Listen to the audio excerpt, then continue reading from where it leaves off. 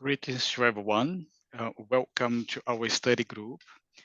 Tonight's topic, we're going to be studying personal and collective unconscious. And without any further ado, I'd like to hand it over to Anahy. Anahy, over to you. Hello, everyone. So today we have a very interesting topic. And remember, after in our discussion, that I made you 3 questions, or I proposed actually, so that we could think together. And I would just start with the previous, some previous material. Let me just share the screen with you. Fabrizio says that host disabled participant screen sharing. Okay, let me just enable that 1 second. Okay.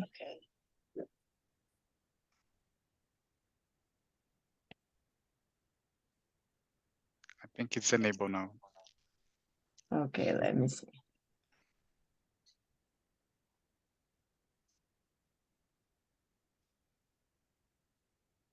So, is it on the screen?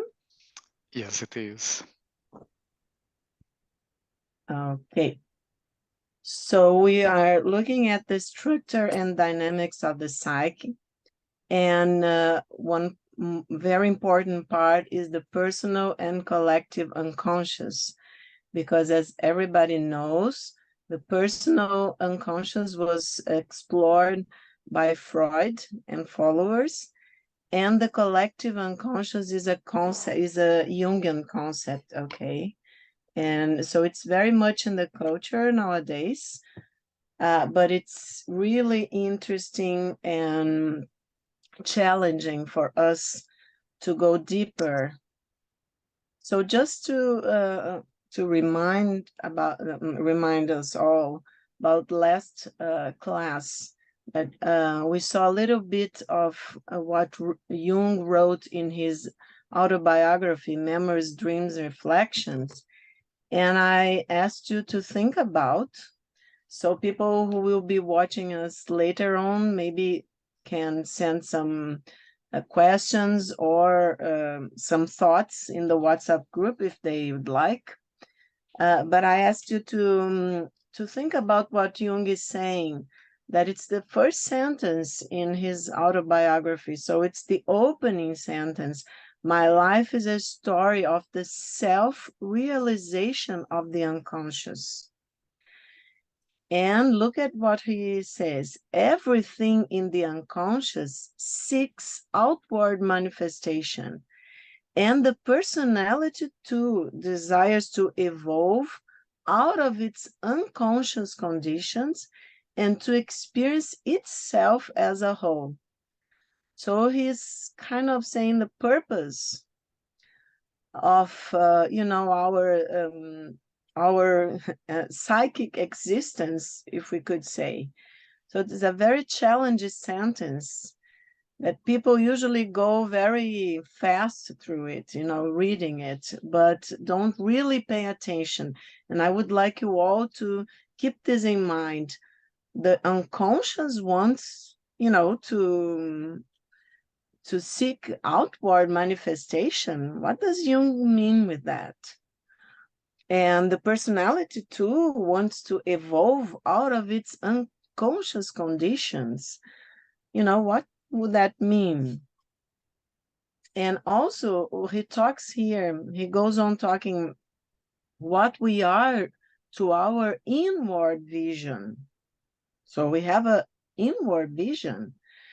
And what man appears to be, subspecie eternitatis in Latin, under the form of eternity, so in immortal sense, in a timeless sense. So what man appears to be and what we are to our inward vision can only be expressed by way of myth. So we are going to be talking a little bit more about this, about myths. So myth is more individual, Jung says, and expresses life more precisely than the science. Well, the scientists would go mad with this sentence. Why does myth is more individual and expresses life more precisely than the science? He says that science works with concepts of averages, which are far too general to do justice to the subjective variety of an individual life. Okay, so we have, all of us, a subjective variety, and we can grasp it. We can put in an average, in a graphic. So why is all that? And okay, he's saying so that he's going to talk about his personal myth. So all of us have a personal myth. And he says that I can only make direct statements, only tell stories. Whether or not the stories are true is not the problem. So today, as I was telling you last class, fake news, this and that. So why does Jung say whether or not the stories are true is not the problem? He goes on saying the only question that matters, right, is whether what I tell is my fable, my truth. So he's talking about personal myth, our personal truth, the self-realization of the unconscious, and the unconscious seeking outward manifestation, inner vision, lots of things to think about. And just to remind us all, so he said, so in the model thought by Jung, the psyche would be composed of several concentric spheres. This is one general way of thinking, like an onion, okay? And the most superficial layer would represent consciousness, while the other scales would be the deepest levels of the unconscious, until you would reach the center. Among all these layers, there would be a constant interaction. So this is the graphic that I showed you last class, the unconscious in yellow, and then the personal unconscious in gray, and in red, the collective unconscious. I told you this was not a very good, it's good to think of the onion, okay? But see, the collective unconscious, I brought another image today because the collective unconscious seems so small and consciousness looks so big, right? It's not like this at all. We are going to see. It's just because of the onion that I left this one.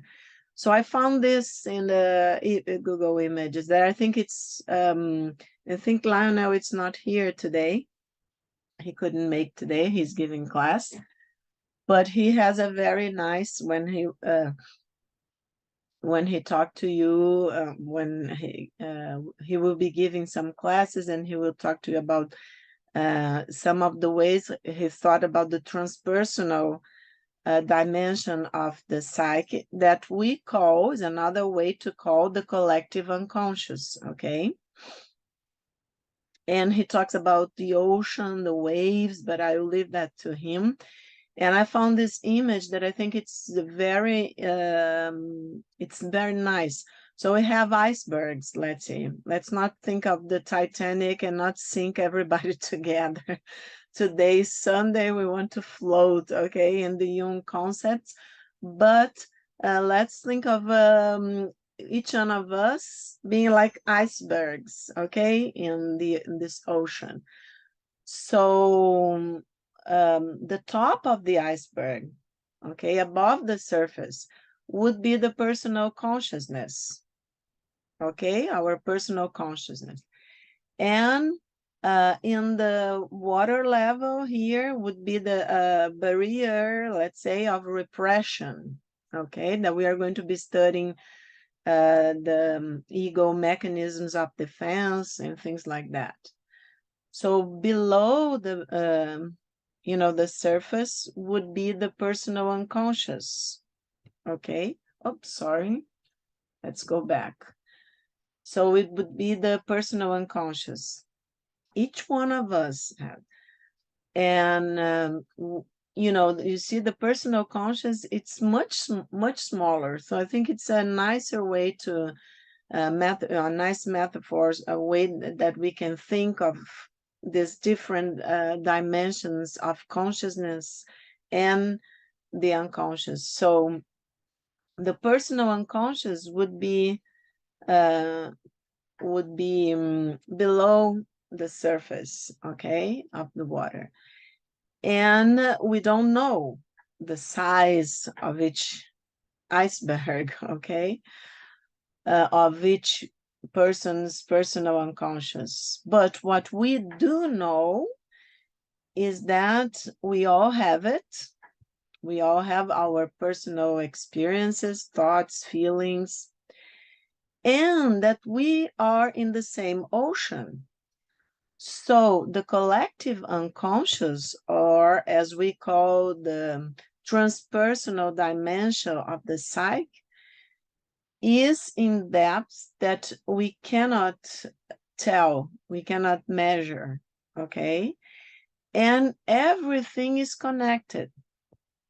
So our personal unconscious is connected to the collective unconscious. Actually, this way to divide consciousness and the unconscious is just for us to think, because actually it's all like quantic, or it's all information. We cannot say, oh, here I'm talking to you and my ego is here and I can feel my personal unconscious, or I know everything that it's repressed or hasn't yet come to my consciousness.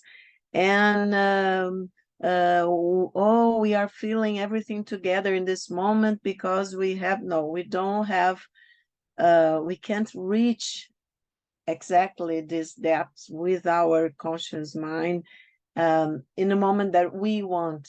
And we have to really, and we are going to be talking about this when we talk about the ego, so we have to really make efforts to, you know, to try to make this contact. Let's see why, okay?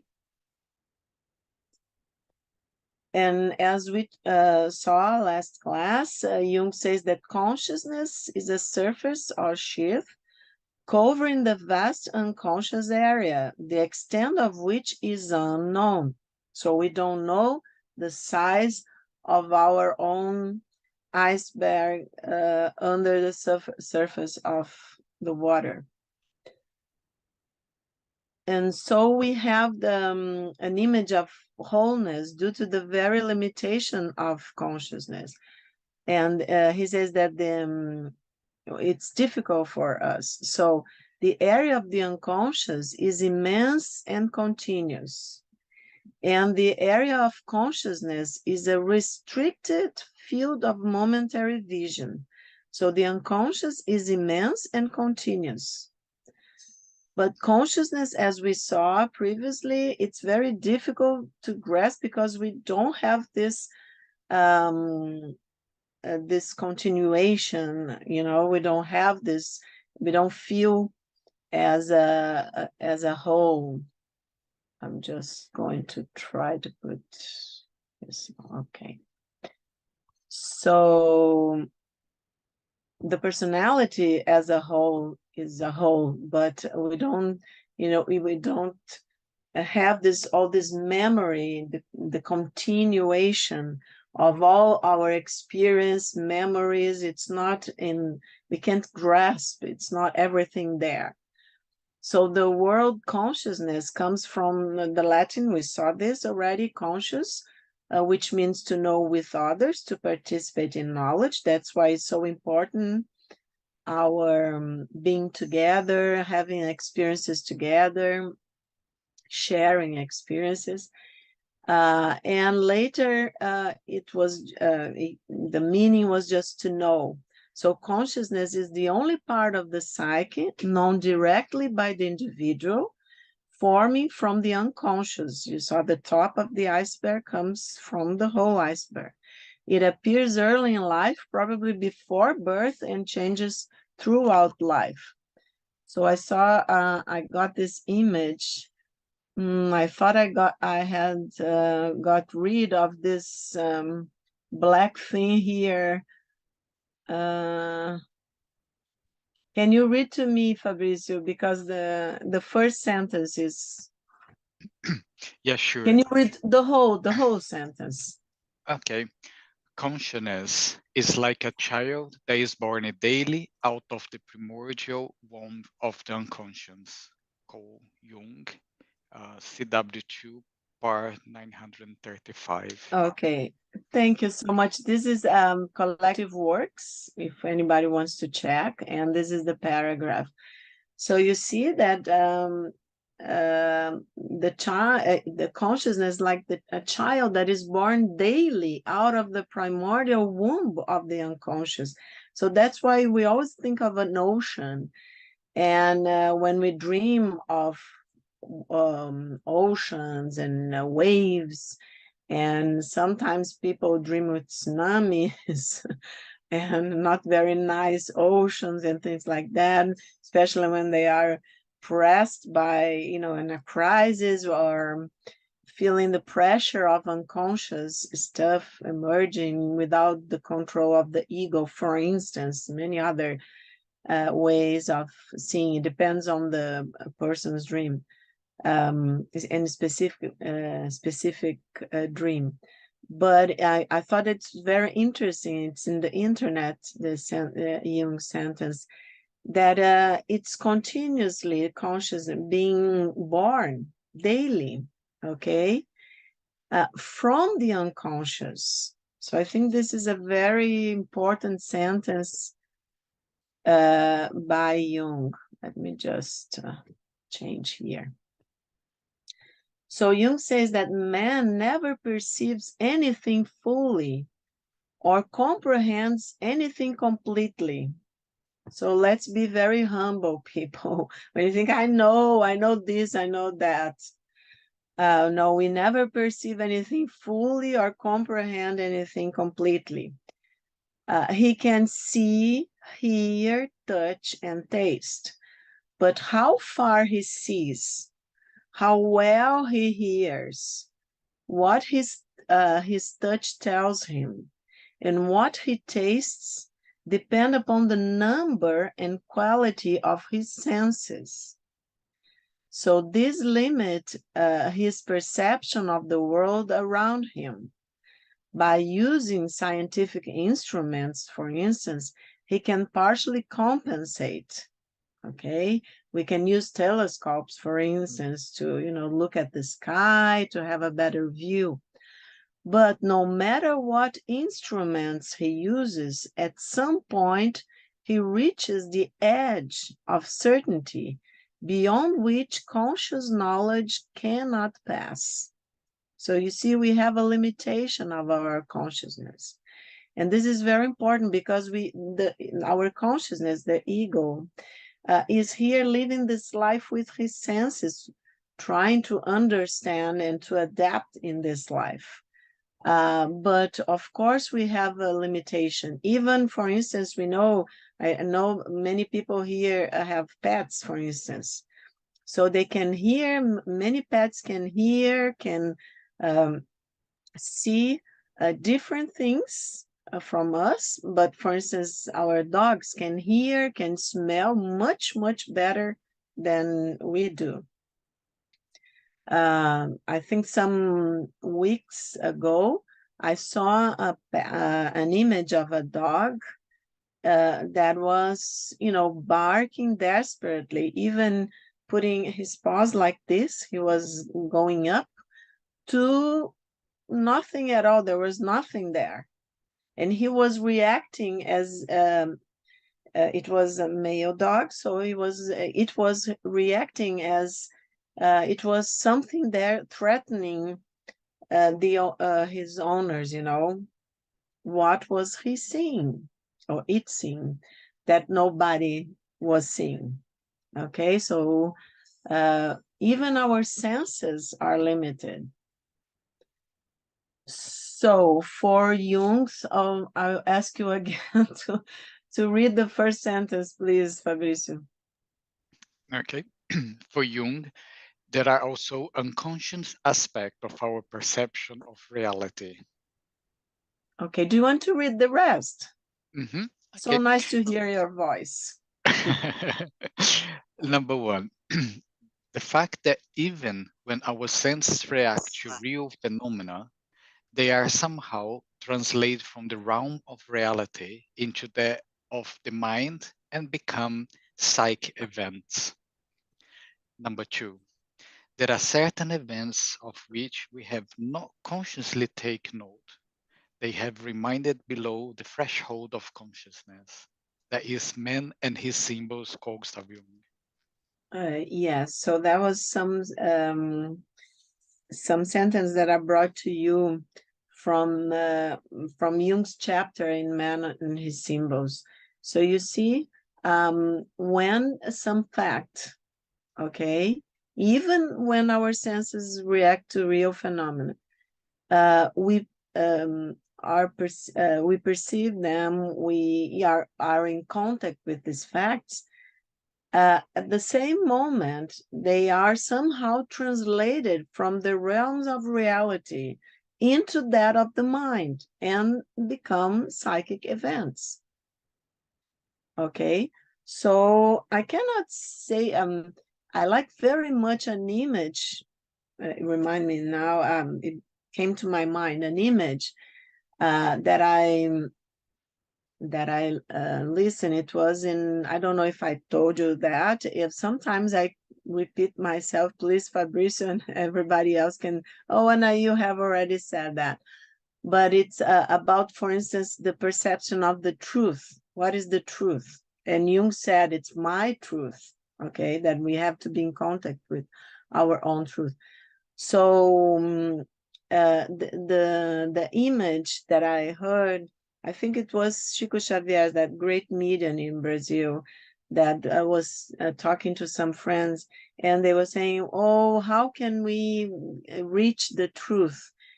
I don't know if I have given you this image, Fabrizio. If I have, you say you just do like that.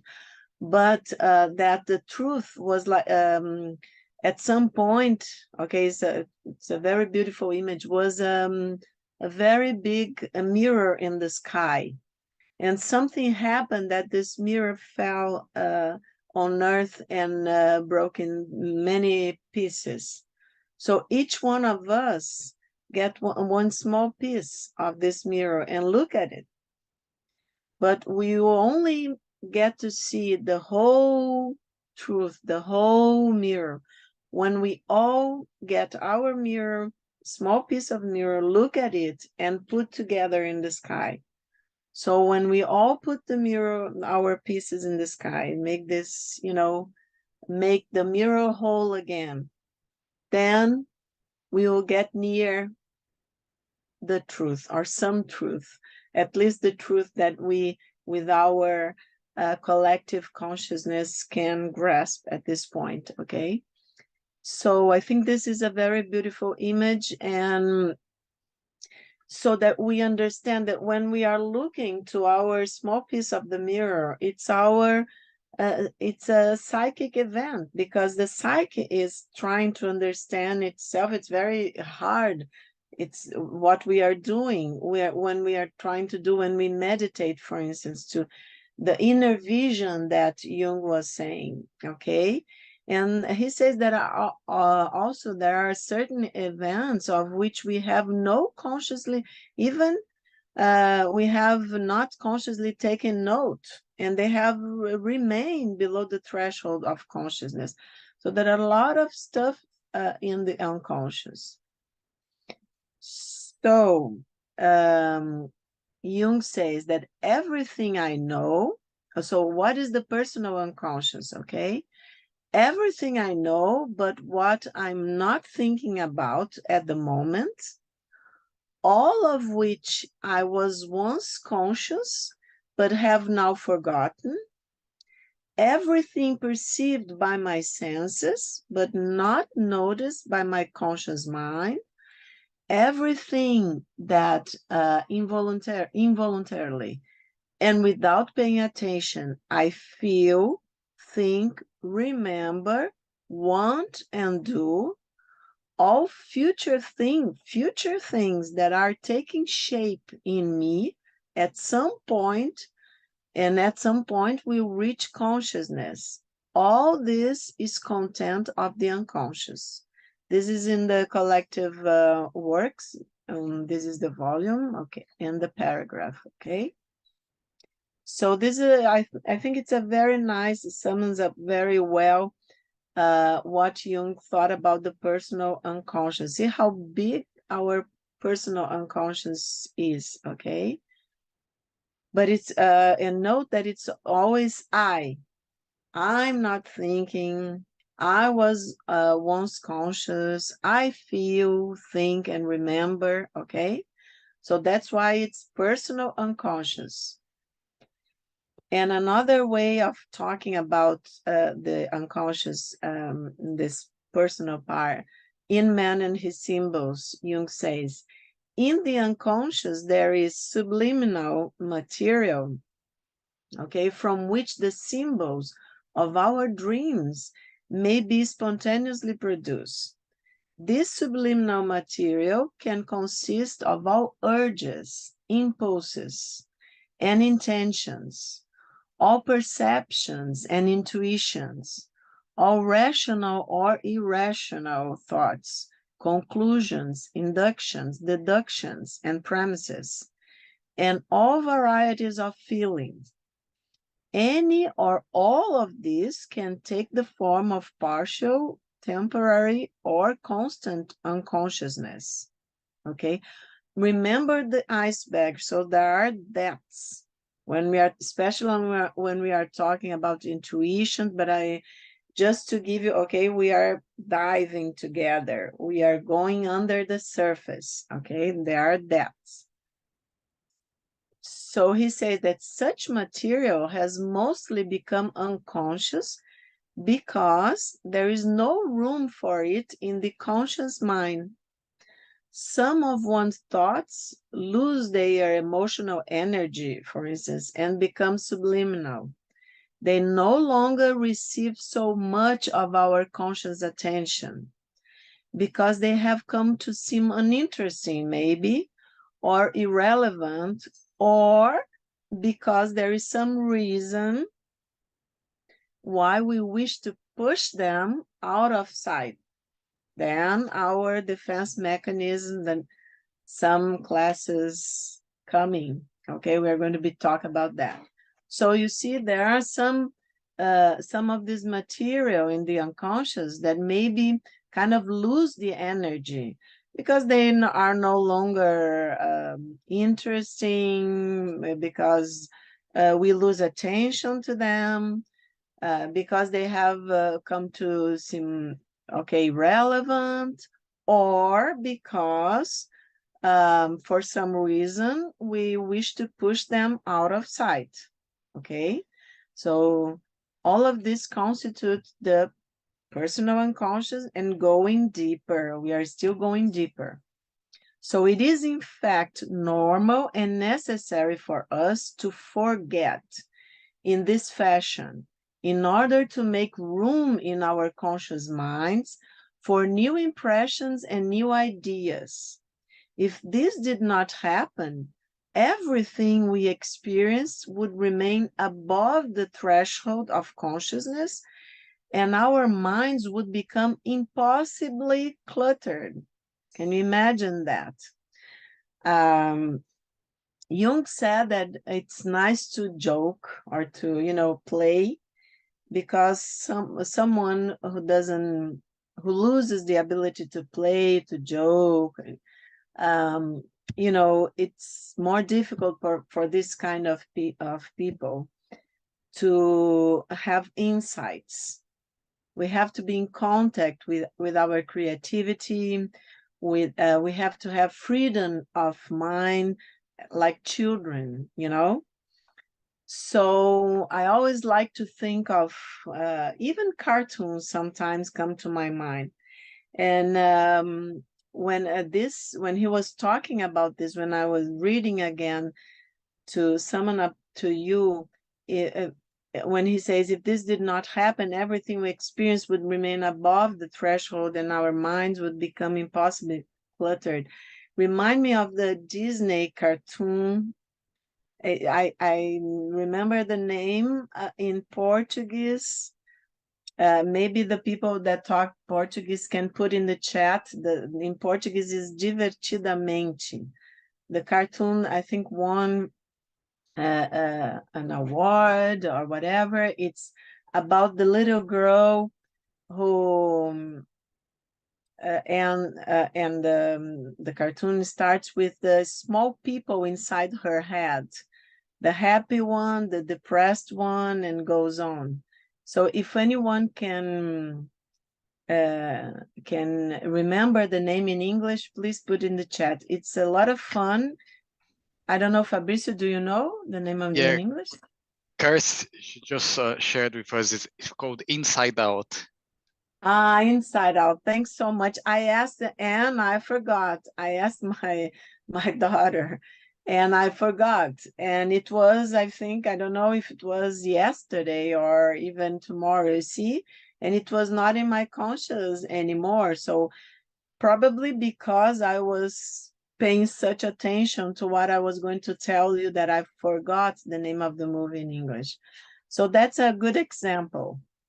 But just as conscious contents can vanish into the unconscious, new contents which have never yet been conscious can arise from it. And Jung gives the expressions. For instance, when we say something is in the air, we are having kind of a feeling that something is in the air, something is coming from our unconscious, or to smell a rat, we say in English, smelling a rat, for instance. And he says that the discovery that the unconscious is no mere depository of the past, but is also full of germs of future psychic situations and ideas, led me to my own new approach to psychology.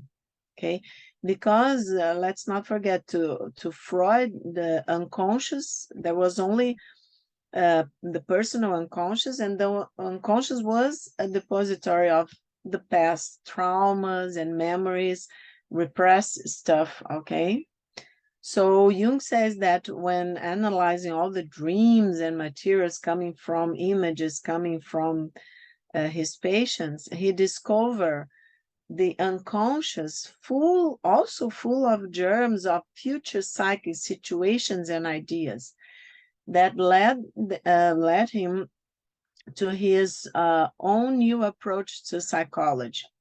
And he says that we find this in everyday life, where dilemmas are sometimes solved by the most surprising new propositions. Many artists, philosophers, and even scientists owe some of their best ideas to inspirations that appear suddenly from the unconscious. And he gives some examples. For instance, Descartes, the French philosopher, had a mystical, an anomalous experience that involved a sudden revelation in which he saw the order of all sciences. Let's not forget that we think of Descartes as creating the scientific method, okay? And for instance, the British writer Robert Louis Stevenson had the plot of Dr. Jekyll and Mr. Hyde, for instance, suddenly revealed to him in a dream. This is one of the example when we are going to talk about the shadow, but I don't want to give all spoilers. The Dr. Jekyll and Mr. Hyde. But you see, it was suddenly revealed. He was looking for a plot to explain some of, this duality that he saw in all of us. And but he couldn't find a plot. And this plot was suddenly revealed to him in a dream. Okay. So this is John Freeman's in the BBC journalist that made Face to Face. I don't know if we have the movie, that it's in the YouTube, but I strongly suggest that you all see Face to Face.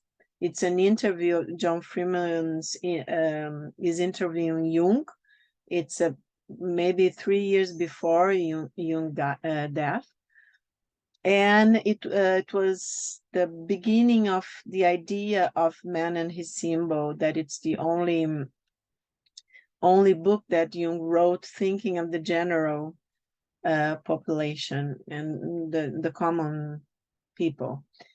So Jung's overwhelming contribution to psychological understanding, according to John Freeman, is his concept of the unconscious, not merely a sort of glory hole of repressed desires, as Freud thought, but a world that is just as much a vital and real part of the life of an individual as the conscious, cogitating world of the ego, and infinitely wider and richer in Jung's view.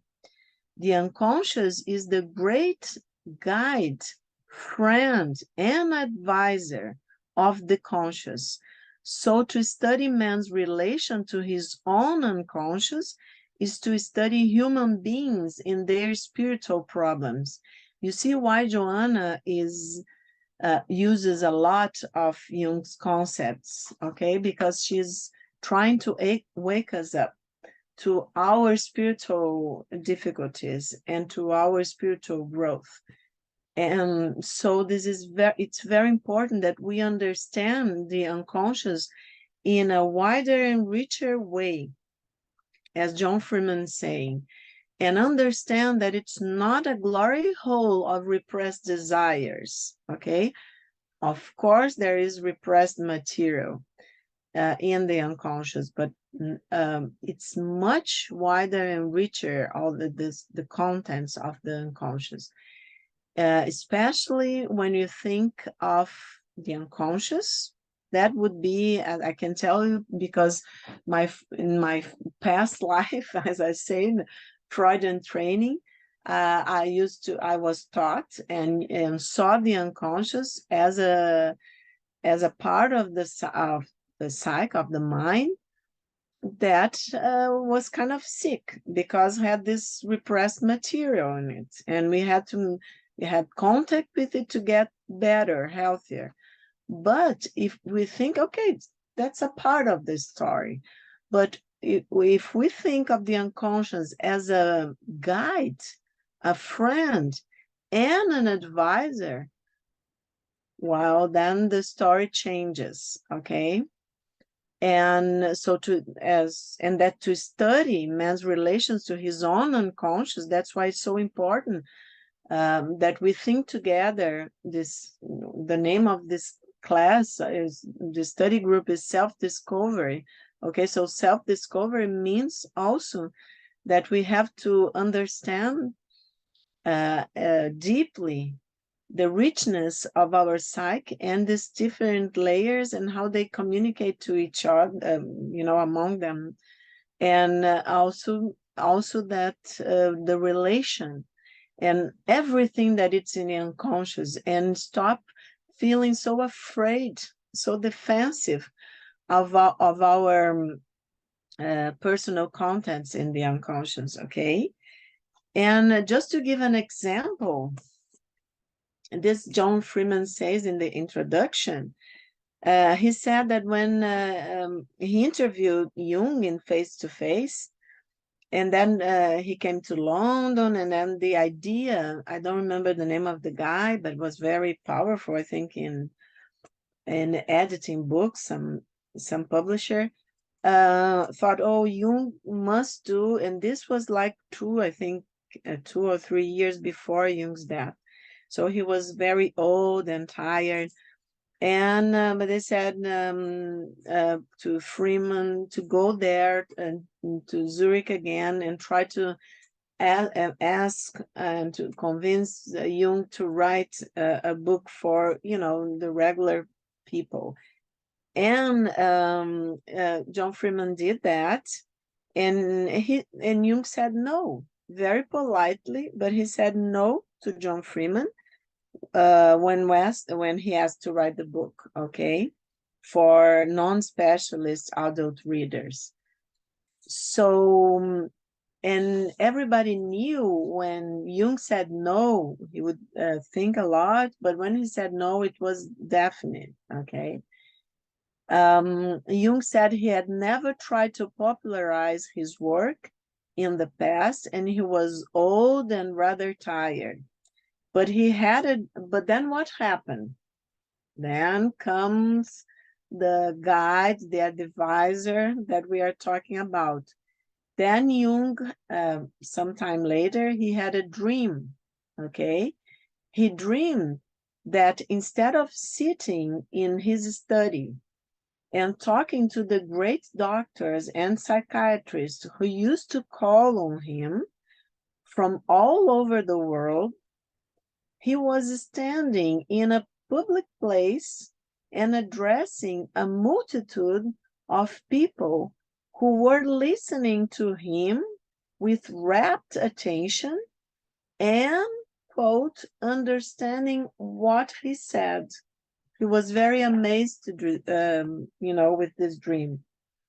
So Jung was advised by his own unconscious to reconsider an inadequate judgment he had made with the conscious part of his mind. That's why it's so important to pay attention. It's a small example, but it's not that small because we have men in his symbols, and everybody can read, and even it's, for people that doesn't know anything about psychology, but if you go little by little, it's understandable and it opens a lot of doors. So it's very interesting that his is the main chapter, is, it's the heart of the book. And of course, he three of his very personal friends and analysts who understood him quite well to write together with him. He was old and he was tired. And I think it was very interesting. It's a synchronicity. We'll be talking about this.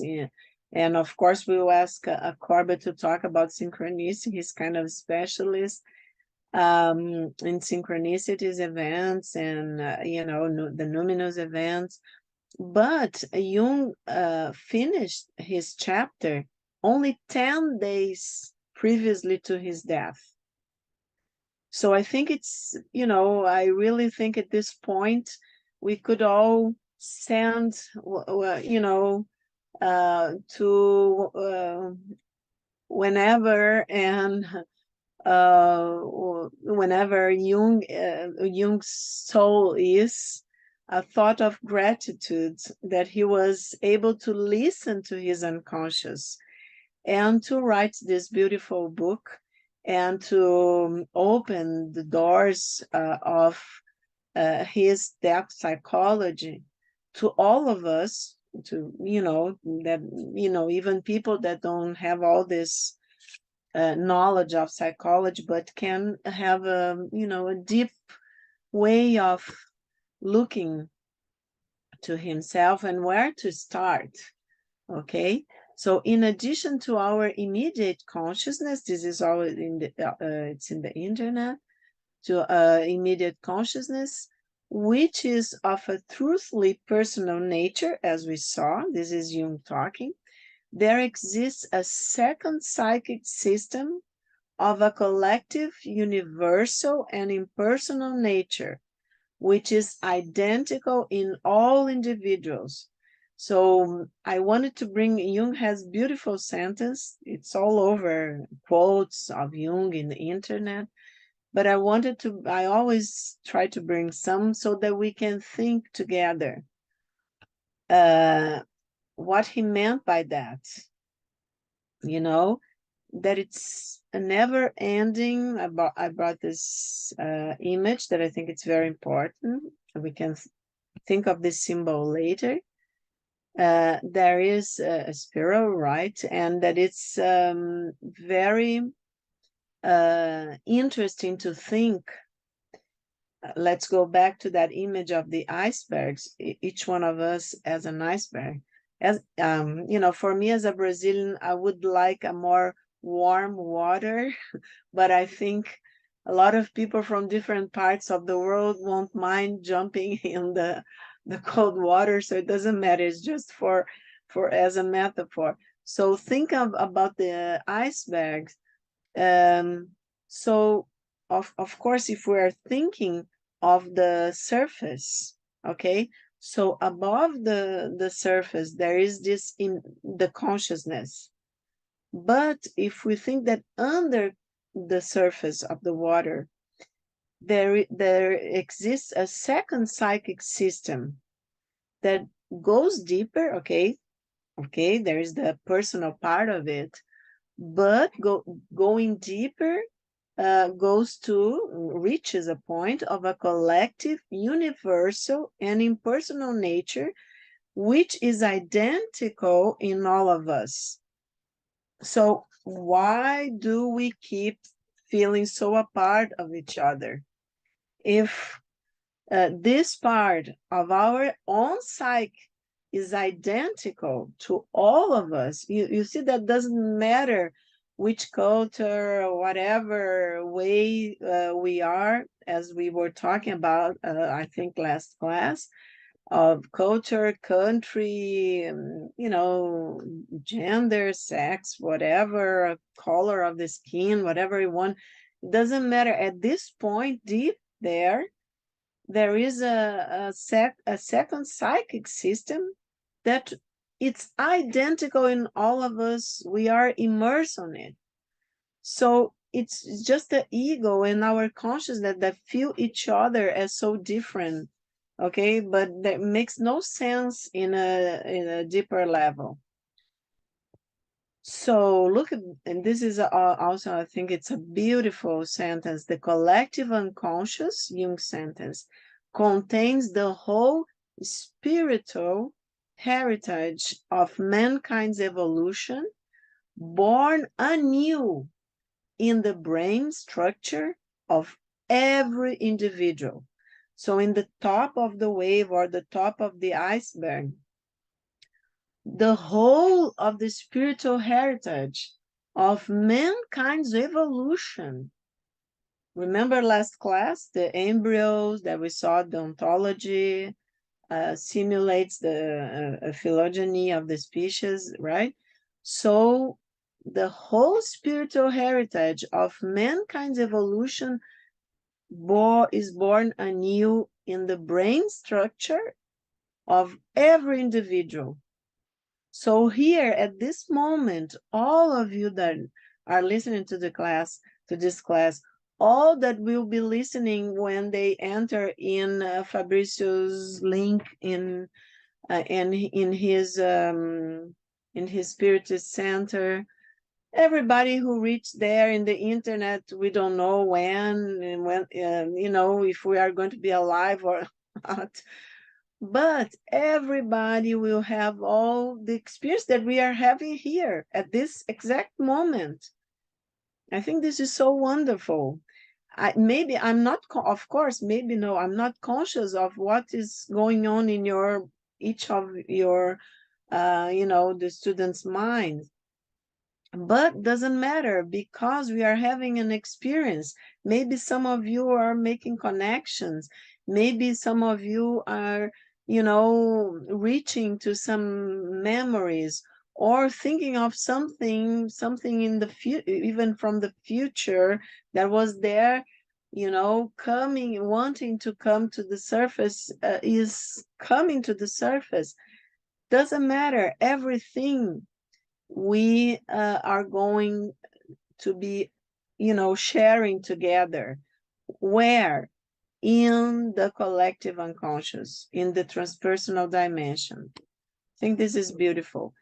So we call the depths of the soul that between 1909 and 1912, Jung developed the notion of the archetypes and began exploring the impersonal layers of the unconscious, arriving at the concept of the collective unconscious, okay?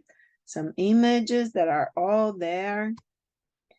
So to Jung, in addition to our consciousness at the personal unconscious and the personal unconscious, which is of an absolutely personal nature, the top of the iceberg of the wave of each one of us, there is a second psychic system of a collective, universal, and impersonal nature, which is identical in all individuals, as we saw.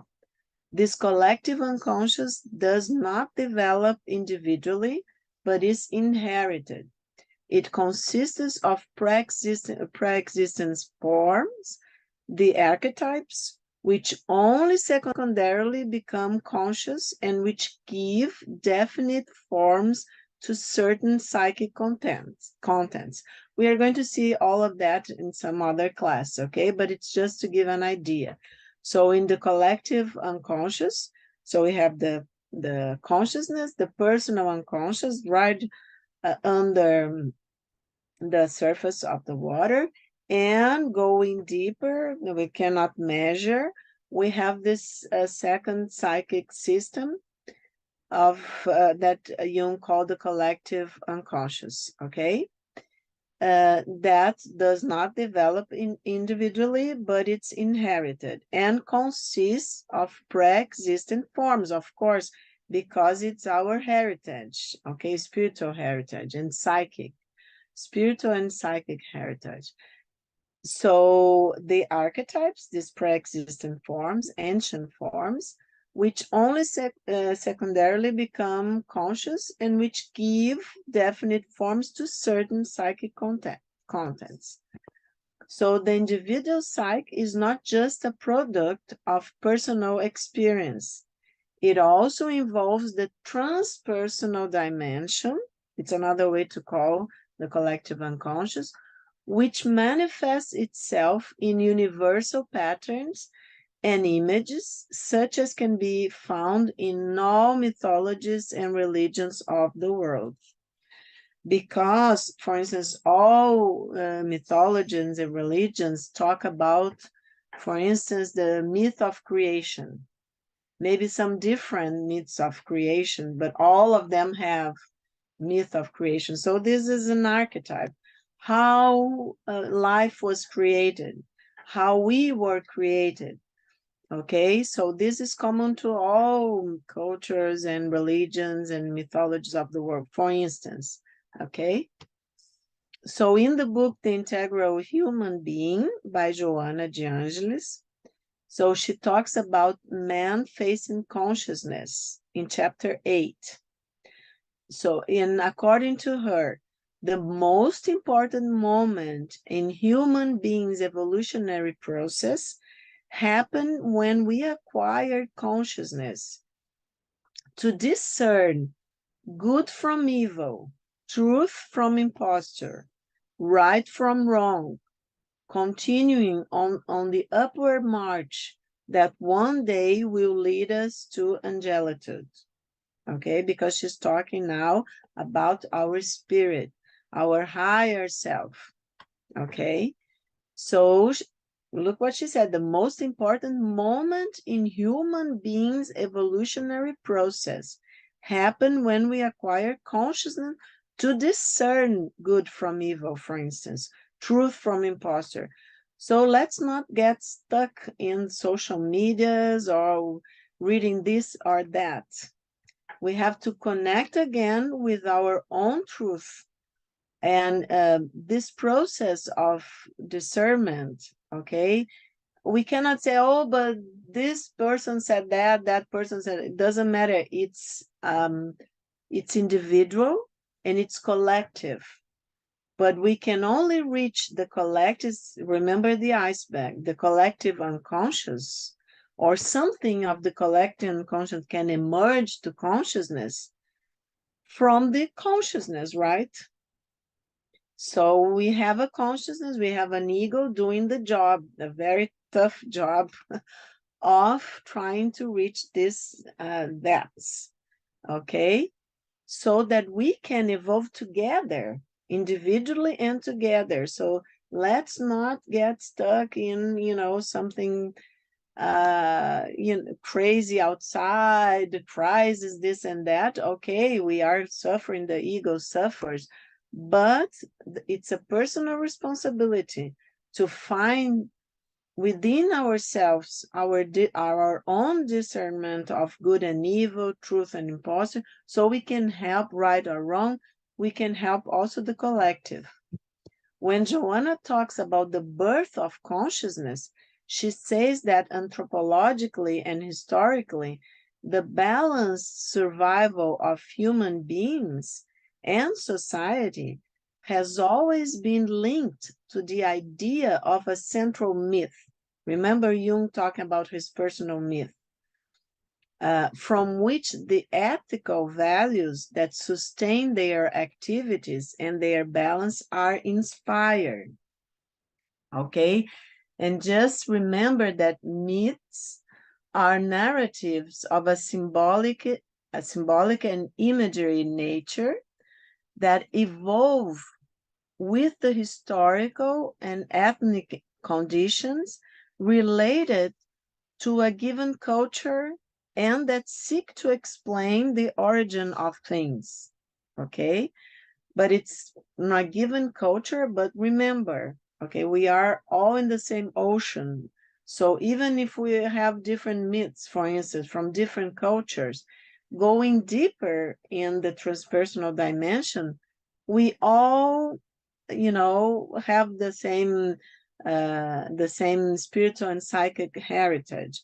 So for instance, okay, I'm Brazilian and I have some personal images, for instance, but I have already dreamed with images that I had never seen before, not even in museums around the world or something like that, and had no idea. I will tell you later when we talk about dreams, okay? But this is later on. I will tell you one or two of my own dreams. And I had no idea of that image, where it was coming from. And Jung kept having a lot of patients and people telling him, I have no idea where this image is coming from. Now you all know that it's coming from the collective unconscious, okay? So I just wanted to give us some time. I'm going to the end of the explanation. So and that every time that adverse factors, this is Joanna talking, interfere with human needs, discrediting the one who synthesized their aspirations, human beings head towards chaos and attacked and disturbed each other, seeming to have lost their way. Isn't that something that we can connect? I think this book is more than 10 years when Divaldo wrote, channeled Joanna in this book. And it's very, very, actual. I mean, very nowadays, very to this time. So for Joanna, after the storm, its undestroyed remnants emerge, giving rise to a new ideation, and a creative myth appears, filling the gap left by the previous one. So every time we have a crisis, it's also an opportunity of growth and of expanding consciousness. Because of this that Joanna is saying, so the remnants emerge, giving rise to a new ideation. We say revelation is constant in the psyche, okay? And a creative myth appears, filling the gap left by the previous one. For Jung, myths, with their symbolic construction, would have the role of mediating the relationship between conscious life and the unconscious. In this mediation, a connection is established with the archaic memory of humanity, the archetypes. In this sense, for myths to fulfill their purpose, they have to be experienced, lived, okay? It cannot be a myth that somebody else is telling me about in their own culture, but I haven't lived, I haven't had a personal experience of it. So for Joanna, in the current state of society, there is a lack of a predominant myth which unites all minds, pouring its blessings on them and comforting them. We are kind of lost nowadays. The loss of the myth exposes the psychic contents, that's Joanna saying, which alter the objectives of their needs, making them plunge into emptiness or disinterest, into pleasure or into hallucination of power. Isn't that very to our days? Considering that none of these goals fulfills the individual, he starts to dispute the comprehensive need for awakening consciousness, interpreting the minor myths lying therein. Okay, so he will focus on the minor myths, but not, and then you get kind of lost, but not in focus in, okay, what's going on, what's happening here, and what was destroyed in a sense, and what is asking to be born again in the psyche. So Joanna recalls that Jung established that existence is only real when it is conscious for someone, and that man's task is to become aware of the contents that press upwards, coming from the unconscious. Is our task, people. So in this, Joanna goes on, in this dynamic movement, the emergent contents form consciousness, as well as its current contributions of consciousness will be incorporated into the unconscious. It's a dynamic movement up and down. So the birth of consciousness for Joanna takes place then through the conjunction of opposites. You see how important it is not to get dissociate. Oh, this is that, and I'm this, and I don't believe that, and it's totally the opposite. The opposite of things, we are in a dual, the spirit and matter, in a dual dimension in terms of consciousness, okay, of the ego.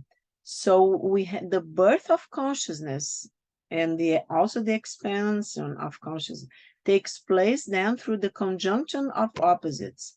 From there, according to Joanna, arise the discernments between opposite things, the me and the not me, the ego and the unconscious, the subject and the object, the person and the other. See how important it is? For instance, in the midst of creation, we always have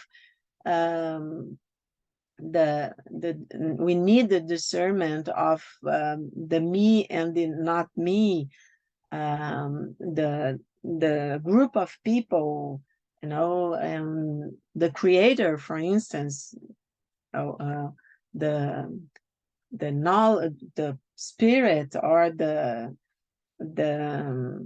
intelligence that created those people, for instance, in different cultures, okay? So we always have these opposites, the good and evil in many stories and so on. So without this duality of opposites, which leads to reflection for Joanna, in the process of the psyche's evolution, there is no real increase in consciousness, which only operates by coming into contact with opposites and absorbing them. In the central myths of all peoples, for instance, she says, the opposites form the essence of their beliefs, of their psychic contents that generate consciousness. And I brought to you some thoughts of Joseph Campbell, the great mythologist, and he says in The Hero with a Thousand Faces from 1948, that one thing that appears in myths is that from the bottom of the abyss comes the voice of salvation. Let's have hope. The dark moment is the moment when the real message of transformation will arrive. In the darkest moment comes light, another duality, okay? So for Campbell, the transcendent is unknowable and unknown. The mystery of life is beyond any human conception. We always think in terms of opposites. Mythology suggests that behind this duality, there is a singularity over which it plays like a shadow game. Okay, so let's think again of the iceberg, of the wave. I like very much, Lionel is not here, but he calls the head office the transcendent. So, okay, it's like a singularity, okay? And since we are in this duality, for instance, the conscious and the unconscious, right? We have the difficulty to grasp it. So mythology comes and suggests that behind this duality, there is a singularity over which it plays like a shadow game. So we can have an idea, we can have insights, but we cannot understand totally and grasp it.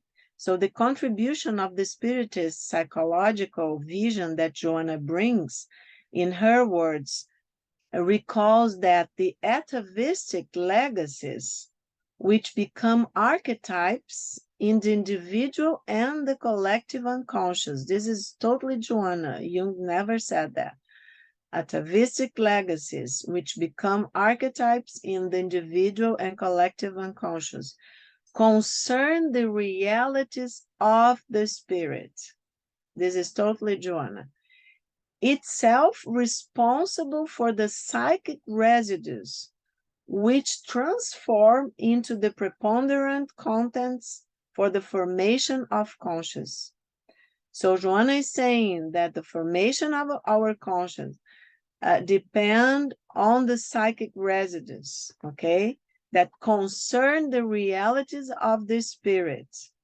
And the spirit is responsible for these residues, which transform into the preponderant contents of for the formation of conscious. We are going to be talking more about that when we are study the self, but I don't want to give spoilers. We're going little by little, okay? So Joanna thinks that human beings must acquire knowledge to rise above the brute being, becoming the holders of consciousness.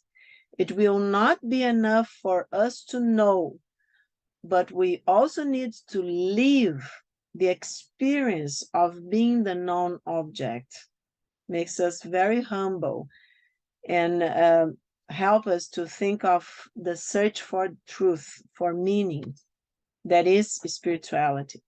So according to Joanna, a healthy life results from conscious freedom, capable of facing the obstacles and difficulties that arise in human relationships and in individuality itself. This is the goal that consciousness seeks. This is why we are here, people, right? To have conscious, freedom of conscience, and to be capable of facing the obstacles and difficulties that arise in human relationships and in individuality itself. Why? Because according to Joanna, the human being who discovers himself, what we are trying to do here in the group, becomes indulgent, and his actions become actions of benevolence, beneficence, love. His intimate space expands and reaches others, which he houses in the area of his interest, modifying the coexistence and psychological structure of his social group for the better. Don't we need to pay attention to Joanna's, beautiful sentences and beautiful knowledge that she's bringing to us? This image of our spirit being able to expand consciousness, living this life, living this experience, being able to helping each other, you know, with our consciousness, to go deeper within ourselves and to become this better person, to become indulgent in our actions, to become benevolent, you know, to become beneficent, to love people better, and so that we can really make what Jung tells us to do from last class, that until we make the conscious and the unconscious conscious, it will direct our life, and we will call it fate. So we need freedom, and we need, you know, as Joanna says, to expand our consciousness, but the work begins within ourselves. So I'm sorry, but it's very complex and a lot of material to talk about. I was trying to, you know, make it smaller, but I think, I don't know if we want to stop the recording and we can have some time to, I think we have some minutes to answers and comments. Okay, thank you, Anahy. I will stop the recording and then you can move on to the questions and answers.